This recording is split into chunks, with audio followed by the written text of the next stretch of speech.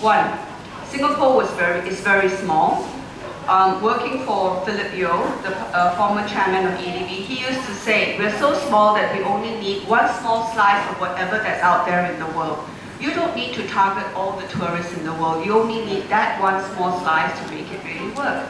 And that's what Singapore did by way of foreign direct investments. It also meant that Singapore had to know exactly what we were looking for and to go out and to get that, and just exactly that. We began our journey with very low-skilled workers, and today, indeed, the workforce has very high-skilled workers. And through the 50 years, after the whole of 50 years, what happens is that suddenly we wake up and we say, now we need to create the creative class and the entrepreneurial class of Singapore. Why? It's something called the use of capitals. Okay. In the 60s, we were using very much the traditional capitals, which was land and labor. So you see that the first three blocks. Then, as we went through the 90s, we realized we needed new capitals, so we ended up borrowing capitals by way of land and labor overseas, and we started to then look at biotechnology as well as financial industry. We did that. Then what happened in the 90s when I was there was that this particular concept called total factor productivity came out. And this is interesting because total factor productivity, I am an economist, so I'm going to speak as an economist, not as an urban planner. Total factor productivity, it has to do with creativity.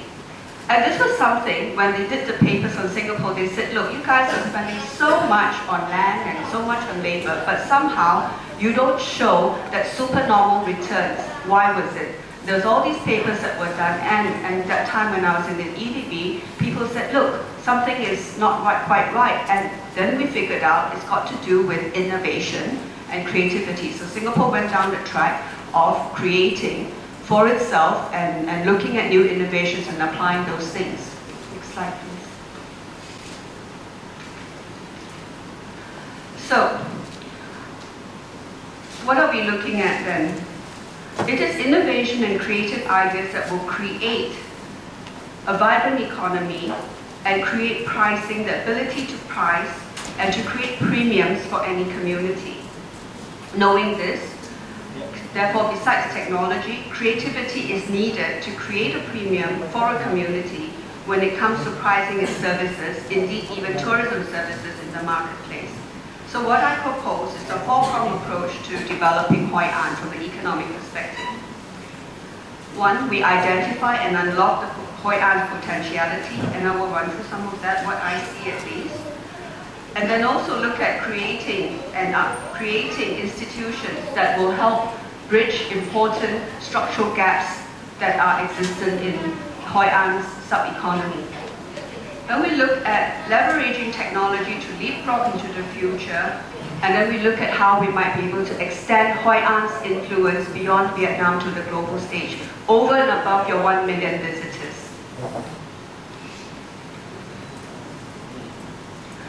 These are slides of Malacca, and basically what I observed when I was first here in Hoi An was that the architecture was so similar to so many spots in Southeast Asia. Malacca was one, next slide. This one is Penang. That particular house in Penang is also a gazetted house. I can't remember what it was called. I was there. It was blue when I was there. Now it looks green. And that's Penang. Again, they took hold of the cultural heritage and began marketing that. Next slide. This is Singapore, Joo Chiat. And the Joo Chiat place, I don't know whether that look at that. It is a very chic place for all the expatriates. The expatriates go live on the shop houses because they feel that here they are a part of culture and a part of history. So what we feel was that in the context of unlocking potentiality, you can actually begin to do a lot of twinning with these other sites by making yourself look bigger. Next slide. Again, this is the corner of Hoi An, and that particular corner is actually in Joo Chiat. That is an art gallery in Joo Chiat Place in Singapore. Then dressmaking, I saw a lot of these skills. I'm going to go through that later. I will come back to that. But you can unlock potentiality here as well. And these are just some of the things. There are so many things in Hoi An that I saw and I said, you know, if I was looking at an economic plan and drawing economic clusters here, wow, you know, it's so wonderful. There's so many wonderful things that you can be doing on top of the urban planning, and this is to create economic activities. Next slide. Sorry. Okay. To seize and to bridge the important gaps that are in what I see economically, we can use international marketing angles and strategies to create demand. We can seek pockets of creativity that can spark and create a creative economy. We can build institutions to raise standards and bridge gaps. I will show you what I mean by this later.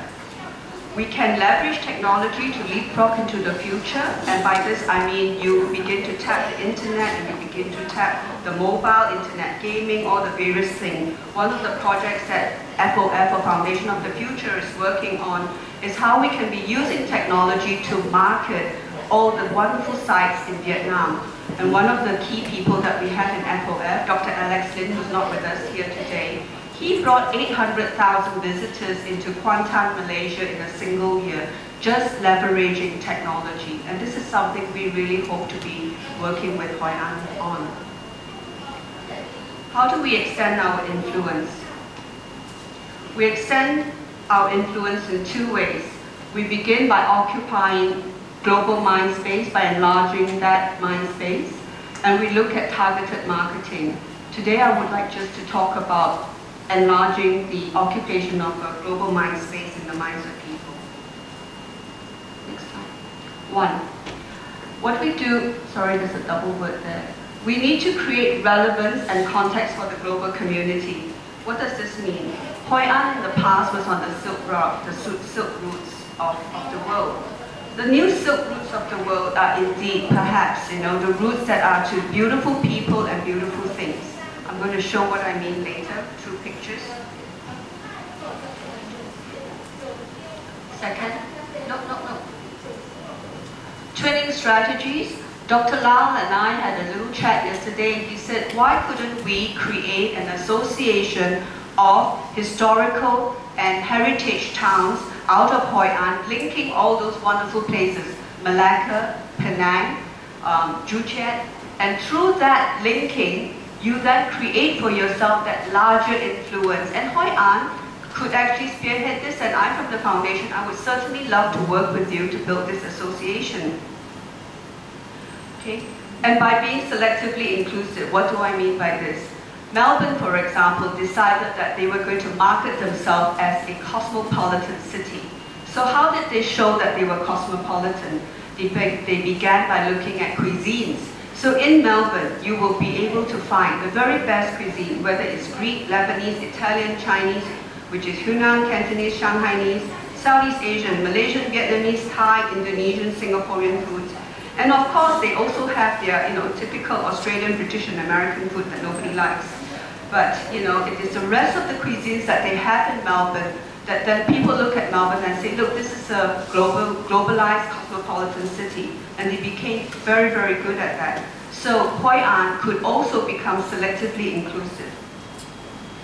And the last point, by becoming world-class in selected areas.